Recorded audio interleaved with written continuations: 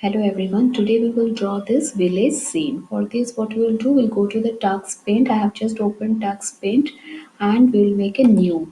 So I have just pressed on new. So all this canvas will open. We will take a white background, click on open. Now your white background is here ready. We'll start with our drawing. For this we'll take this paint tool. Then we'll take this brush. We'll take a simple brush from here and some thickness. Let us take this thickness and then we'll just make a border over here like this. So I'll just place a border over here like this. After that I will take the magic tool and I'll fill with color. I'll take lavender, I'll place it over here. Then this is the beach and I'll clear it. So we have separated the water and the land area. So let's make our house here. So we'll make a house over here. For this we'll take the bricks, we lay the bricks over here like this. We can just make a small house and we can make a boundary over here using the same bricks effect.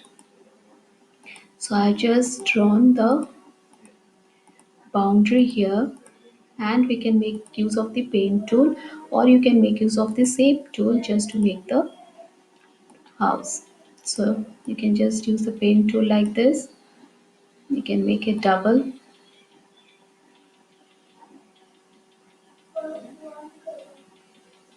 So this will give you the look of a hut. Okay, after that we can make a tent over here or we can also make a well over here. So we'll again make use of the magic effect. So we lay some bricks over here and we'll make use of the paint tool. Take one shape and you can just draw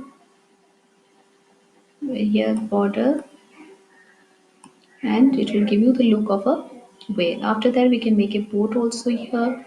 You can make choose any color if you want and then you make your boat over here.